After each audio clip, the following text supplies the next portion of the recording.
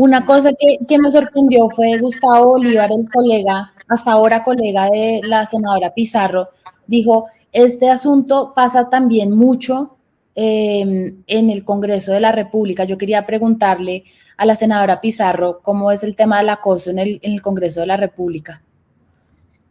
Pues mira, yo creo que el acoso, como tú bien lo apuntabas, Ana María, en tu columna, sucede en todos los rincones de la vida de las mujeres, en todos los espectros de la vida de las mujeres. En el Congreso, por supuesto, sucede, y sucede de manera recurrente, pero muy silenciosa.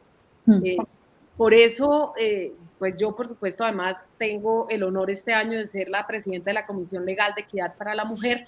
Esto implica toda una serie de responsabilidades, entre ellas dejar de naturalizar el acoso y la violencia política que se sufre al interior del Congreso de la República. No solamente las mujeres asesoras u hombres asesores también sufren este tipo de acoso, sino también las propias congresistas por parte de sus colegas.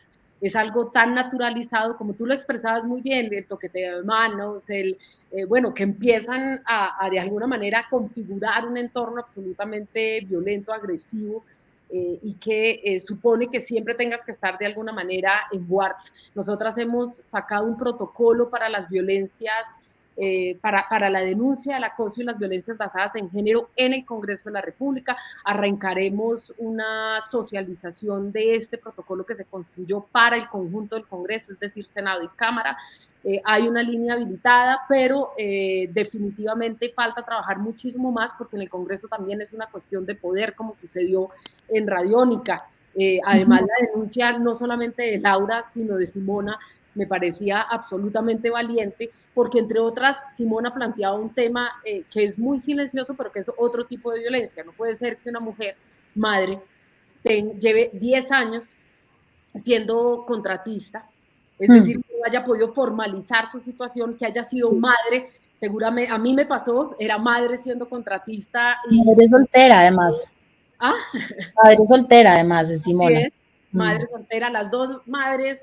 Imagínate que ni siquiera puedes acceder al permiso por maternidad, que es otro tipo de violencia, es la violencia económica y la violencia laboral que sufren las mujeres. En el Congreso, por ejemplo, las mujeres del servicio que tienen que estar sirviendo tintos hasta las 2, 3, 4 de la mañana, hasta la hora que dure una plenaria, y que luego tienen que regresar a sus hogares para regresar al otro día muy temprano sin que exista una guardería en el Congreso de la República, ni para las congresistas, ni para las asesoras, y mucho menos para las señoras que prestan distintos trabajos, incluidas las policías, las mujeres escoltas en el Congreso de la República. Así que yo creo que sí es un escenario, no porque lo diga el senador Bolívar, sino porque lo vivimos de manera cotidiana las mujeres que transitamos en el Congreso de la República, y sucede en la política. La violencia política es una realidad en el Congreso de la República, la violencia económica y la violencia y el acoso sexual también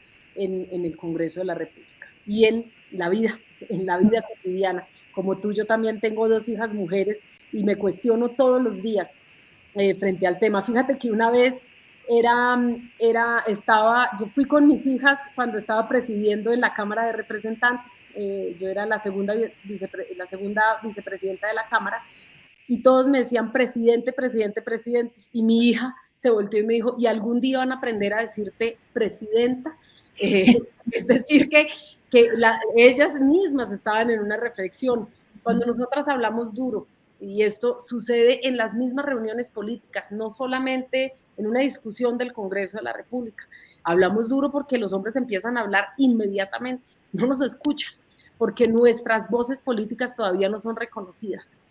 Así que tenemos que muchas veces casi que emplear lógicas y comportamientos masculinos para poder ser escuchadas en igualdad de condiciones, y algo que detestan en la política, que las mujeres disputamos el poder. Molesta, moda, que seamos parte de la política está muy bien, pero que nosotras disputemos los espacios hegemónicos del poder masculino, eso sí que molesta, y eso sí que lo padecemos de manera cotidiana, tristemente silenciosa también las mujeres que estamos dirigiendo distintos sectores políticos en la vida nacional. Sí, les molesta en todas partes, en todo caso. Así es. Es muy importante esto que se ha planteado hoy y es un tema sobre el cual tendremos que volver. A mí la senadora Pizarro me bautizó Ana María, pero es que yo tengo que confesar que es que yo me llamo solo Ana. Ay, pero perdón. Quería decir que cuando yo era... un montón de Ana Marías en mi cabeza, es por eso. Me pasó todos los días, pero cuando yo era chiquita mi mamá decía que yo me llamaba solo Ana, porque a todo el mundo llegaba a decirle Ana y me decían Ana María, Ana no sé qué, entonces yo decía solo Ana. Entonces, vale. Ya interiorizado, perdón. Solo Ana. A mí me divierte mucho porque le estaba diciendo con las comunicaciones internas, sigue Ana María. Es que tenía que hacer la claridad para que no me la monten los Danieles, porque si no me va a quedar Ana María. Sí, está bien, sí. No es feo, no, me gusta para ti, Anita. Sí, pero solo Ana. Pero no es el de ella. Solo Ana es solo Ana. Bien, Ana Janet podía ser. Y Ana es bonito, Ana es más bonito que Ana María.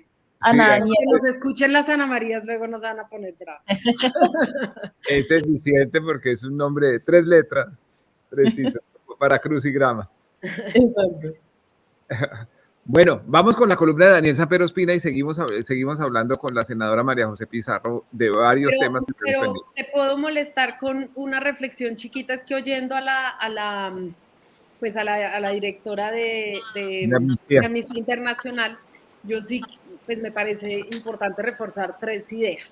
La primera es que precisamente la violencia sexual y el acoso que se estaba presentando en contra de las mujeres en el marco de las movilizaciones lo veníamos denunciando. Yo personalmente lo denuncié desde el 2018 con las movilizaciones estudiantiles, después en el paro del 2019 y por supuesto en el paro del 2021. Y es más, las denuncias se tradujeron en varios debates de control político, mociones de censura, trabajo articulado con las organizaciones de derechos humanos. Yo misma estuve en el paro afuera, en todos los puntos de bloqueo y pudimos evidenciar lo que se estaba presentando y tristemente las recomendaciones que emitimos desde el 2018 fueron desoídas por parte del Ministerio de Defensa. Y cuando tú desoyes y cuando tú no escuchas, este tipo de recomendaciones empieza a volverse sistemático y naturalizado una práctica al interior de los cuerpos que están al frente de la contención de las protestas. No escucharon las recomendaciones, ni siquiera en el marco de lo que nosotros hablábamos de la revisión de las órdenes operativas, que de eso no se ha hablado. Es revisar las órdenes operativas, es decir, cuándo van a entrar a actuar, cómo van a entrar a actuar y revisar inclusive el tipo de munición que están usando.